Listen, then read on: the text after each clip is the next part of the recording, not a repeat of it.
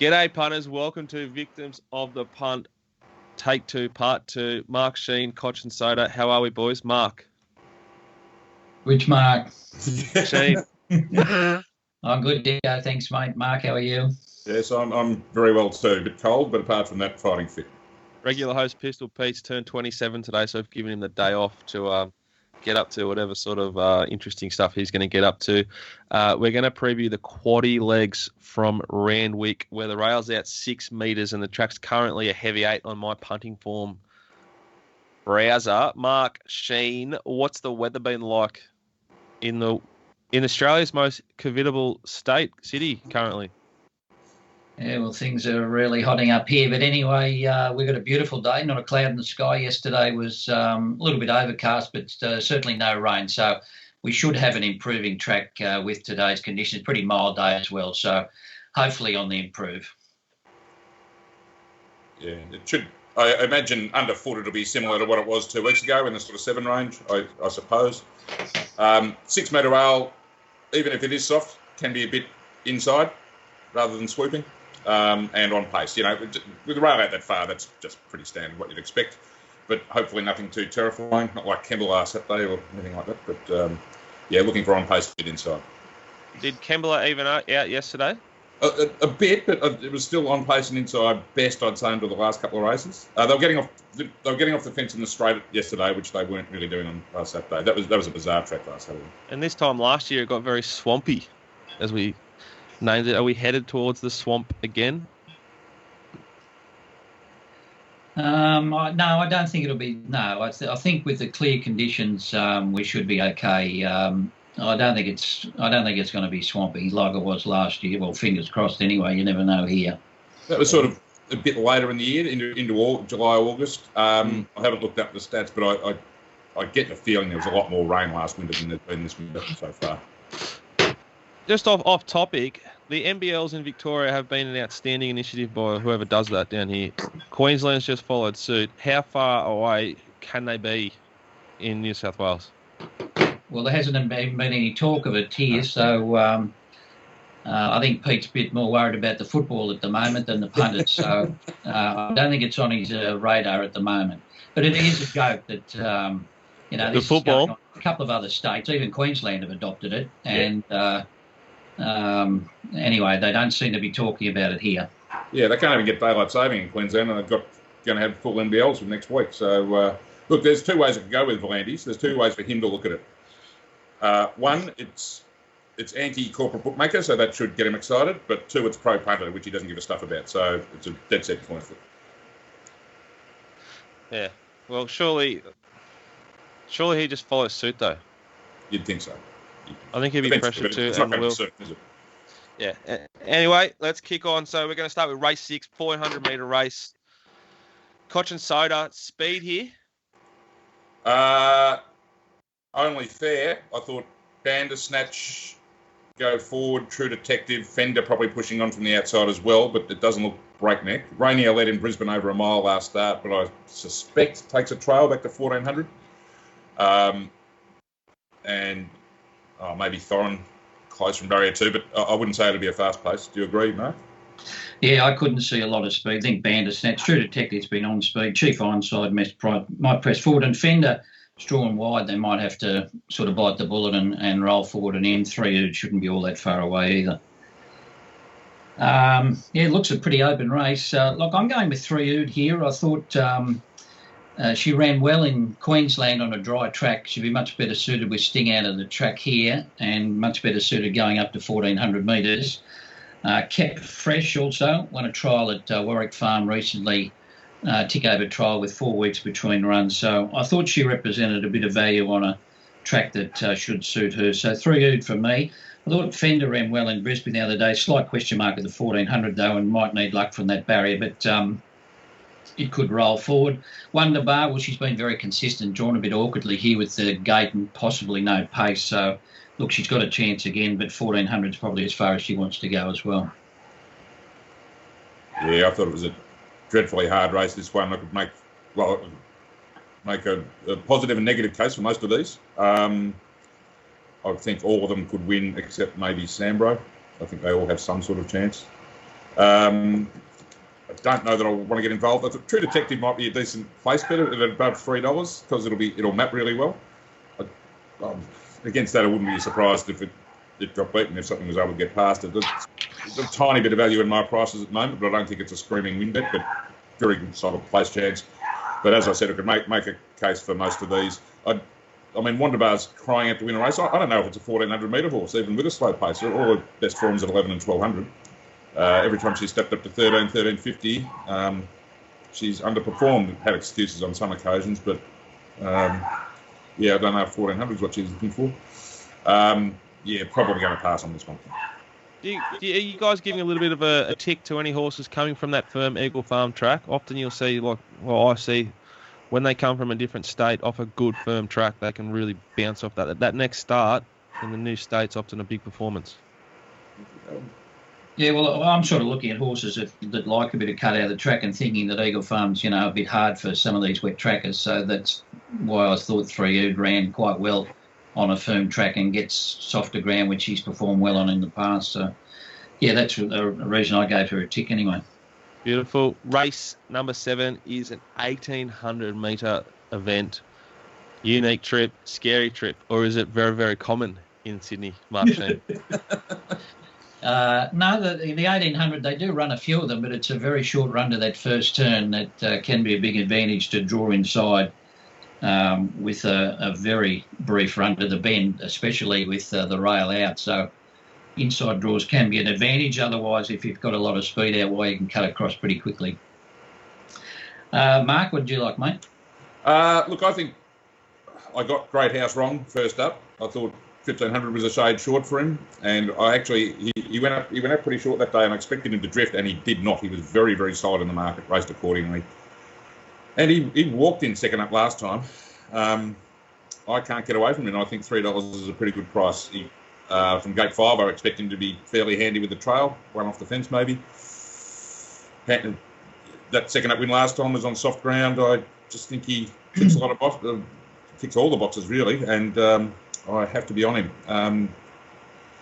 Opacity, very good with a very light weight last start. He was also quite solid in the market, considering he hadn't really shown much in his 2 runs before that this prep, but he's obviously back to his best and is probably the danger.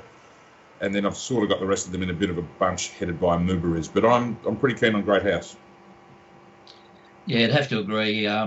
He ran a great section to win first up at Rosehill, even though he railed all the way, which has been a big advantage at Rosehill lately. He still had to run a very fast split to win, and he was very good second up last time in. He's parading a bit better this preparation as well compared to last time in, where he went to pieces when he won at Rosehill and was a little bit better at his next one at Randwick, but he certainly looked a lot better. Looks like he's adapted to the conditions probably a little bit better than last time in. So 10 on top, capacity very similar, loves to sting out of the ground, but just going up a bit in weight. Was given a lovely ride the other day. Might get the same again from barrier number 1.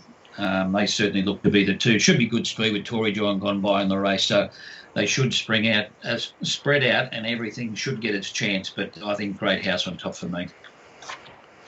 Race 8, back to the 1,400 metres again, benchmark 78. Mark Rhoden, Cochin Soda. What's the speed like here? It looks to me a little bit busy. I'll just bring that up now. Good size field. We haven't lost any scratchings today. No, not yet. Look, Canasta looks the designated leader. It's a big field. I suppose if things press on from out wide, that could inject a bit more speed in the race. Maybe Bombassé, he was ridden fairly positively in a trial.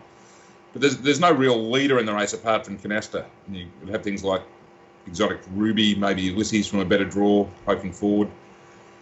Most of the rest of them are sort of midfield to back style horses. So, what did you make of it, mate? Yeah, I think Canasta will lead. I think Ulysses will race a lot closer than did last start. Was just necked out the back and has drawn a lot better. Depends where Oakfield Missile, if it jumps, it can race on speed on occasion. But Bombassé is another one. Will definitely roll forward, I would say. Yeah, I like Ulysses here. Was just a very negative ride first up. Normally a horse who races on speed, and I think from a better barrier here can position up much, much closer in the run. ran a good sectional there, coming from last in a very slowly run race. That was a very slow pace in that race. The Gravina won. They walked in front, and Ulysses did a pretty good job to have a big weight and come from the back. They've taken the claim with Overmere here, so I think Ulysses sets up nicely.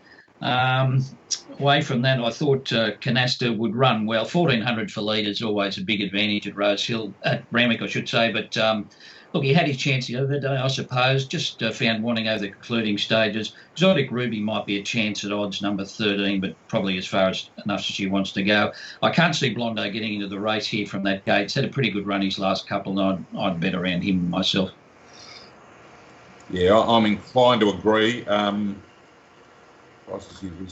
Yeah, I don't think there's massive value in Canasta and Ulysses, but they're the two I'd be looking to back. Blondo getting deeper into the prep now. He was obviously outstanding first up. He was very good second up in defeat. And then last start rated okay again, but he was certainly beaten on his merits by Cisco Bay there.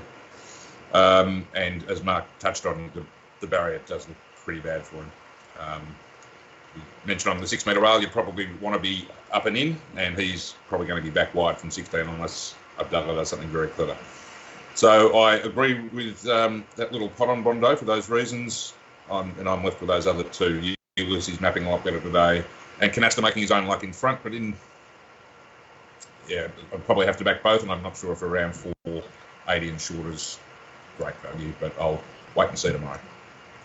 So if the track raced like the opposite of what we are predicting, we'd swing here big time and just back the other thing.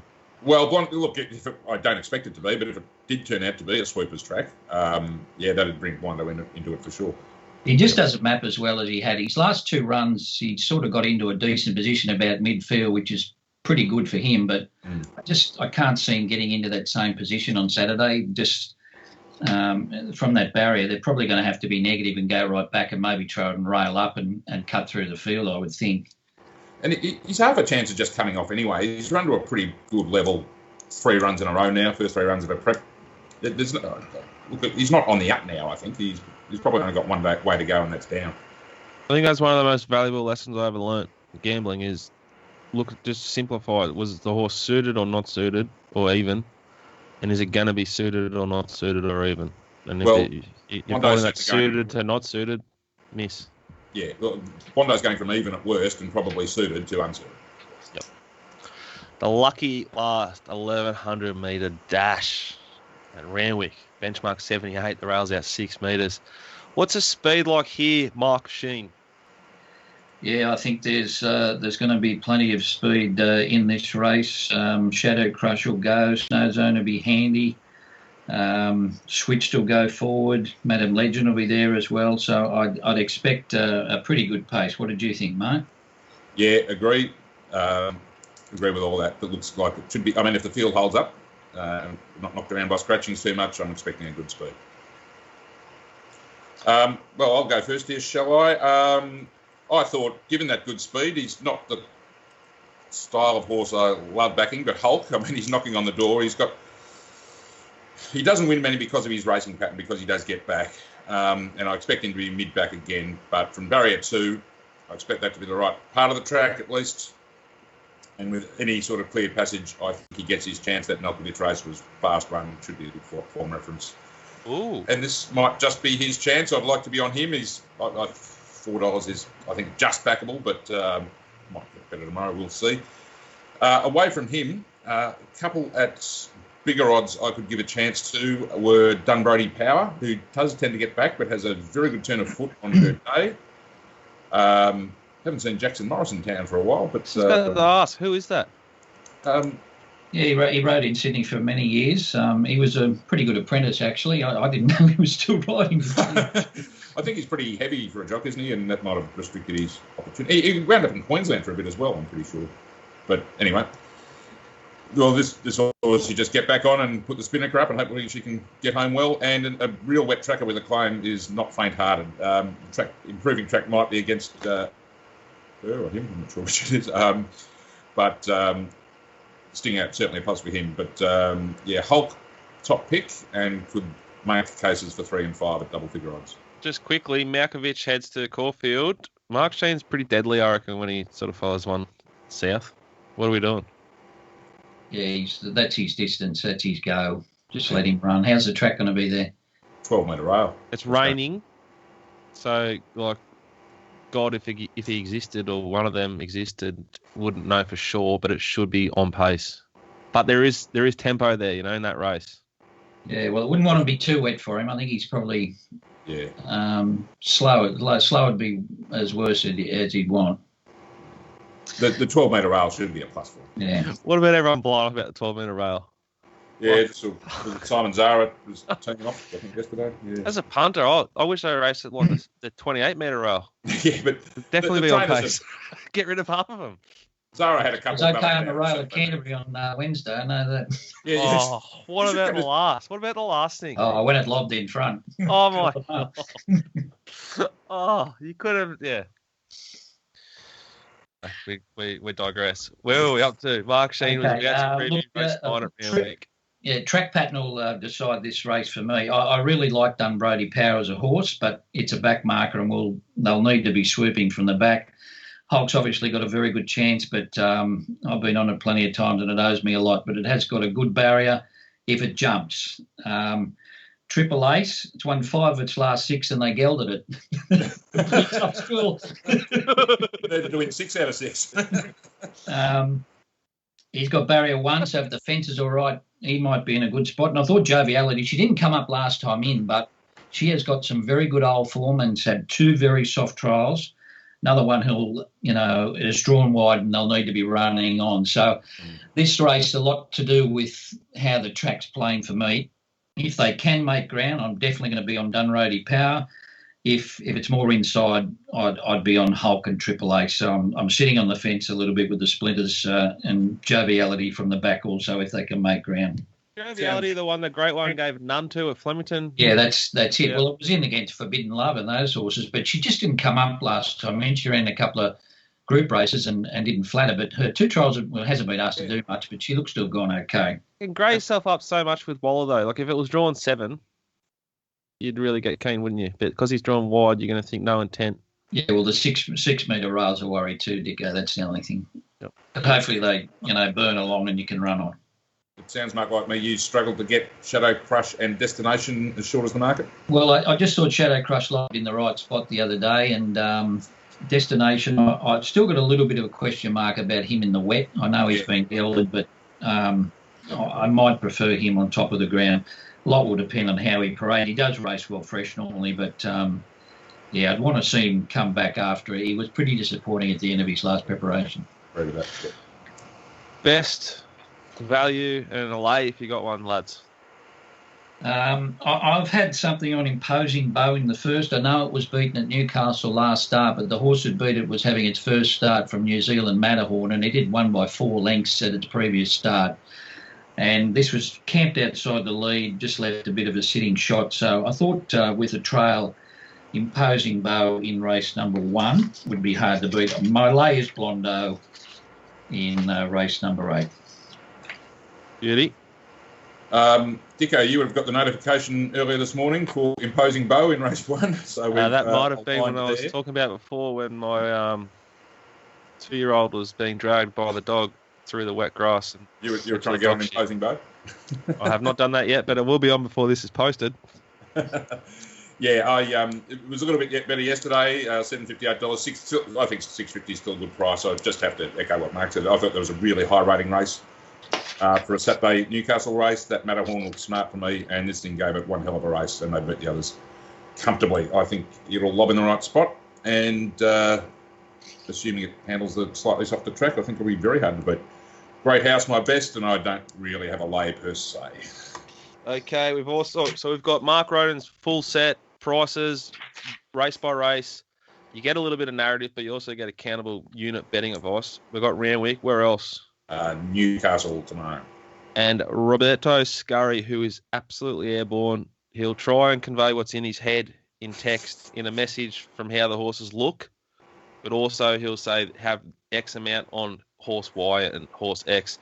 He's airborne, and it is a very, very valuable bit of information, Mark. You and Rob are bouncing off each other better than ever, getting better every week.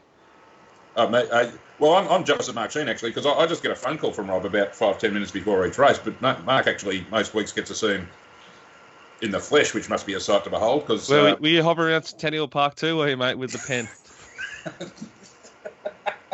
He's on the move a lot there at the race. He's hard to pin down. Yeah. Okay. One final thing. If you head to puntingform.com.au and subscribe to the Section Pro form, which is about $280 a month, I'll give you a Zoom lesson for 30 minutes. So if you want to do that, I'll walk you through it and get you started. It can be a little bit daunting. That's us for this week. Have a great weekend. Mark Shean, stay safe. Mask up. Be careful. Right. Hopefully they let us on the track. That's all I'm worried about. Yeah. I don't not even remember what that feels like, but I'm envious, and we'll chat Monday. Go well, guys. Good luck. See you, boys. Thanks, mate. Take it easy.